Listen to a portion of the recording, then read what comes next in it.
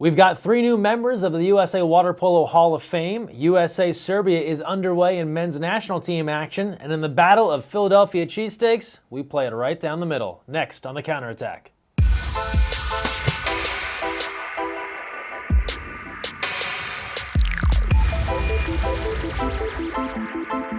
Hi everyone, Greg Mescall here. Thanks for joining us on the Counterattack. We start things off with this past weekend and our Water Polo Honors, where we recognized 3 new inductees into the USA Water Polo Hall of Fame, our national award winners for 2014, and we recognized all the retired Olympians from the 2012 Olympic Games. Let's take you to the Costa Mesa Hilton. This was the scene here on Saturday, the water polo community coming together in a big way to honor some of the best achievements, not just from the last year, but in a career spanning water polo.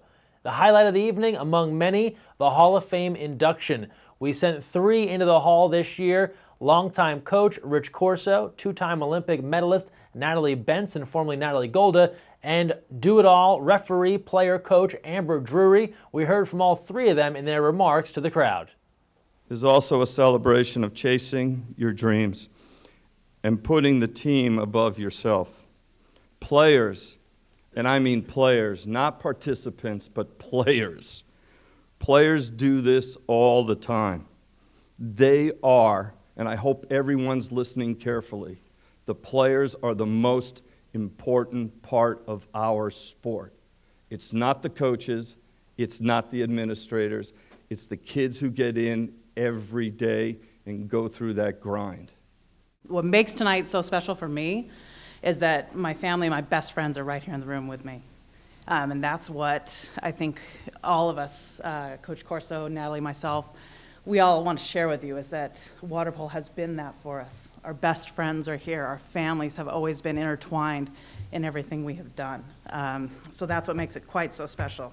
I'm big on legacy. I'm big on culture. I'm big on all of those key words. And I'm so excited to see that in action here tonight with my former teammates, with people I've seen carry the flag and continue to do what we started, and people who paved the way for me to have the career that I had. Information on both the Hall of Fame inductees and national award winners available right now at usawaterpolo.org. A new tradition in 2015, honoring retired Olympians. So every 3rd year of the quadrennial, we'll recognize the Olympians that have retired from the previous Olympic Games. And in this year, there were many from the 2012 edition. You can see them here all being recognized. For some of these athletes, this was the first time they'd gotten back together since the competition in London. After the event, we talked with 2 key players on those Olympic teams, Peter Hudnut and Heather Petrie. I haven't seen some of these guys in almost 2 years, and it was almost overwhelming at first because we are such a family, and most of us that were here tonight had really played together since about 2000. So, they're all brothers to me. We all went through such up and downs and such life experiences that it is truly something that I am incredibly grateful for, humbled by. But those that play have this intense passion and incredible love for what we do. And I think that's why when we come together, there's just this incredible feeling. Because essentially, we have been teammates, but everyone in this room is a teammate. So we're, teammates for life in some senses of the word.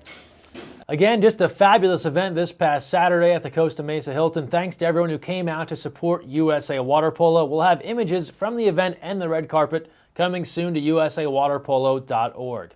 Now we turn our attention back to the pool, and the men's national team and their series with Serbia has begun. Last night, Team USA took on Serbia at UC San Diego, the first of 4 games in the series. Let's take you down to La Jolla and highlights from all the action. It was a sellout crowd at UC San Diego, better than 1,200, including a group of people who drove all the way from Utah. Shout out to the folks from Olympus High School in Utah, 720 miles each way. They got themselves a good one.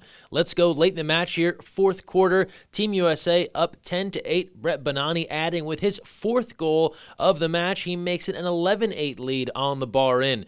Now, 3:54 left. Serbia is not the number 2 team in the world for nothing. They battle back. Slobodan Nikic connecting. shooting, making it 11-9. Serbia continues to battle back. They turn to Gavril Subotic with 3:03 left. He goes on the near side, skip shot delivering there, making it a one-goal game at 11-10.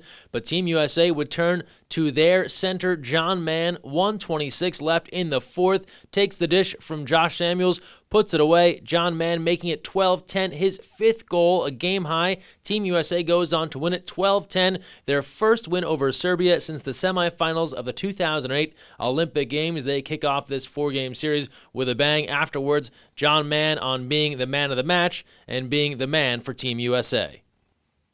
I think once you get to spend a few weeks with your teammates, you start to get the chemistry back. And I obviously got some great passes, and my teammates really worked the ball around for me. Especially the last goal, we worked all the way around the perimeter, put the ball in, great pass, and I was fortunate enough to finish it.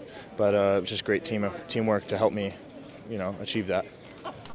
The U.S. Serbia Series just getting going. 3 more games on the way. Tomorrow night in Riverside at 7:30 p.m. This Sunday at El Toro High School at 5 p.m. And then we close it out next Tuesday in Chicago at the University of Illinois, Chicago, 7:45 p.m. start. Keep in mind, tickets still on sale for the Riverside and Lake Forest games at El Toro. The Chicago game is sold out. We will web stream all of the games at youtube.com/USAWP. So we hope if you're there or watching at home, you're cheering on Team USA.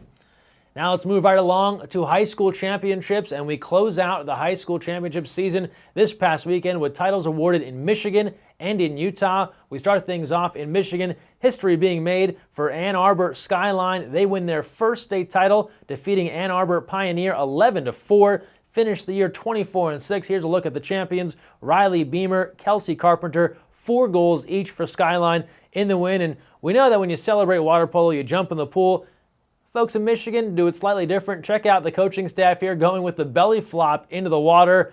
That's the excitement level for Skyline. Congratulations to those folks. And now we switch gears to Utah. We had the 3A champs a couple of weeks back.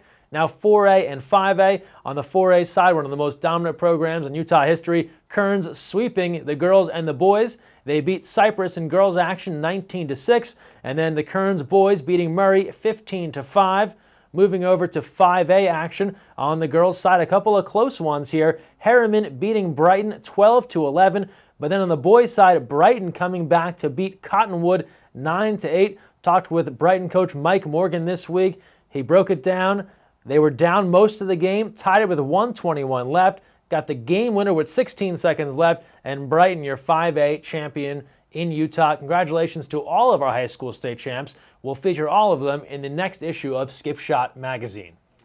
Now we close things out with our social media send-off, and there was some referee training this past weekend in Philadelphia, and like anyone who visits the city of brotherly love, you've got to get your hands on a cheesesteak. Here's a shot from our own Jim Cullingham on Twitter. The refs in front of Pat's. Now, we do not want to get in the middle of a cheesesteak battle, so we tweeted, hey, no disrespect to Geno's, and they responded. Thanks, Geno's, for checking in. We can go either way. Cheesesteak is good, Pat's or Geno's. Moving it right along, national award winners from this past Saturday, the Columbus Water Polo account, Seabus, giving a shout out to their own Mora Moore on her honor this past weekend. And then how about this great photo from Duck Fan Doug. High school graduates, looks like they were fresh out of the diploma line, out to the scores table. Easily one of the most knowledgeable scores table you could find at a water polo game. These guys must really love the sport if they showed up in cap and gown. Over to Illinois, we're headed there soon for USA Serbia, but prior to that, the first ever Illinois Public High School All-Star Game, thanks to the Lady Eagles Water Polo account for tweeting both the boys and girls participants seen here on Twitter. Congrats to those folks for making the selection to the All-Star Game, and hopefully this is the first of many to come in the future. And then we close it out, another appearance here for Courtney Mathewson on the counterattack here. She was getting ready for China, and when you're headed there, apparently you got to have peanut butter. Courtney chose Jif. You know the old saying, choosy Courtney Mathewson's choose Jif. I think that's what the commercial was like. So no one gets that joke. I apologize, but we're going with it. It's counterattack. So don't forget, we want to see the best of what you have on social media. Tweet at us, Instagram at us, Facebook at us. Use the hashtag counterattack. All of our accounts at USAWP will share the best of it right here. That's going to do it for this week. Don't forget, when you're on the counterattack, look weak side. You're probably going to score a goal that way.